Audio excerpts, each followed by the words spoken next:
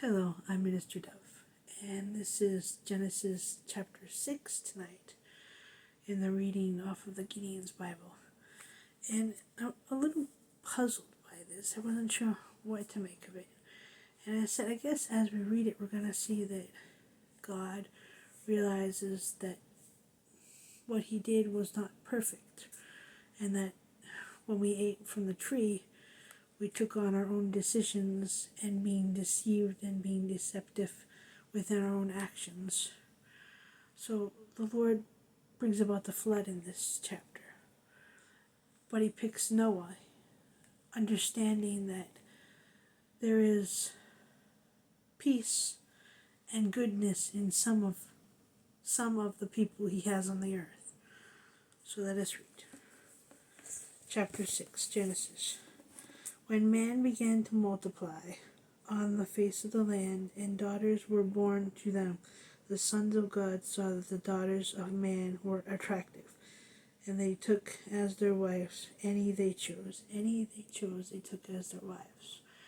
But, the Lord wants us to multiply and have many blessings brought upon the earth itself as we take care of the earth. So, we see this coming about. But anyway, number 3. Then the Lord said, My spirit shall not abide in man forever, for he is flesh. His days shall be 120 years. So God's saying 120 years we should live. Now, nowadays we see an average of 80 to 100, but we're starting to see people are living a lot older. But like I said in the last lesson, what is our lives here? How do we take care of ourselves? How do we live as Christians? Think about that. How do you live as a Christian? Then Nephilim, it's Nephilim, Nephilim, were on the earth in those days, and also afterward, when the sons of God came into the daughters of man, and they bore children to them. There were the mighty men who were of old, and the men of renown. The Lord saw that the wickedness of man was great in the earth, and that every intention of the thoughts of his heart were only evil continually. So God sees that man is evil. And the man deceives himself into thinking that that's okay, and that he commits evil acts upon the earth. And God says, that's not what I sent the man to do. But he has free will now because we ate of the tree, which opened the eyes to sinful lives and being able to deceive ourselves into sinful lives. So the Lord says, I'm not liking this here. So even God is not perfect in this.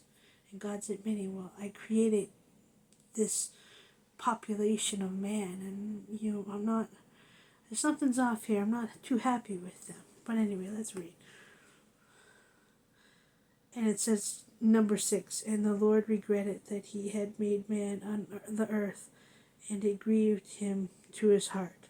So the Lord said, I will blot out man, whom I have created from the face of the land, man and animals and creeping things and birds of the heavens, for I am sorry that I have made them. I am sorry that I have made them.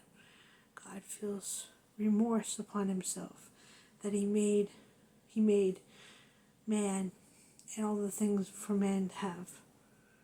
I believe that God, we are so profound in what's right and what's wrong and who we are and who we aren't. How do we take care of the earth? How do we live this way? How do we live that way? What's crime?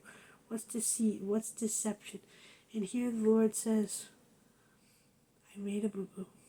They ate from the tree because they listened to Satan. And I made a boo-boo.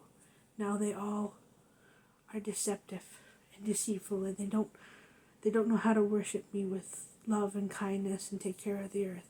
So that all changes, though, because he causes the flood. Let's read number 9. These are the generations of Noah. Noah was a righteous man, blameless in his generation. Noah walked with God. Noah walked with God. See. Now the earth was corrupt in God's sight, and on the earth was filled with violence. Number 12. And God saw the earth, and behold, it was corrupt, for all flesh had corrupt their ways on the earth. And God said to Noah, I have determined to make an end of all flesh, for the earth is filled with violence. Through them, behold, I will destroy them with the earth. Make yourself an ark of gopher wood. Make rooms in the ark and cover it inside and out with pitch. This is how you are to make the length of the ark, 300 cubits, its breadth 50 cubits, and its height 30 cubits. Make a roof for the ark, and finish it to a cubit above, and set the door of the ark in its side. Make it with lower, second, and third decks. For behold, I will bring a flood of waters upon the earth to destroy all flesh in which is the breath of life under heaven. Everything that is on the earth shall die. But I will establish my covenant with you, and you shall come into the ark, you, your sons, your wife, and your sons' wives with you. So we see Noah gets the instructions to build the ark. So God says, I know I messed up, but there's still some good. There's still some good out there. That believe my promise and will take care of things for me to have my world that I've created. And number 19, and of every living thing of all flesh you shall bring of every son into the ark to keep them alive with you. They shall be male and female, of the birds according to their kinds, and of the animals according to their kinds, of every creeping thing of the ground according to its kind, of every sort shall come into you to keep them alive.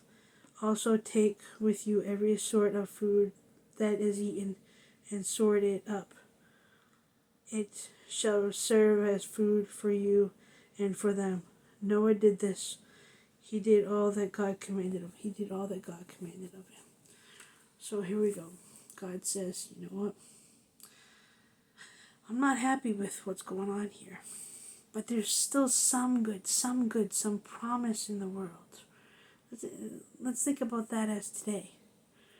We have all these evil, deceptive, deceitful, nasty things that are going on in the world that happen because of Satan and his wrath of deceitment on this world. And then we have God's love.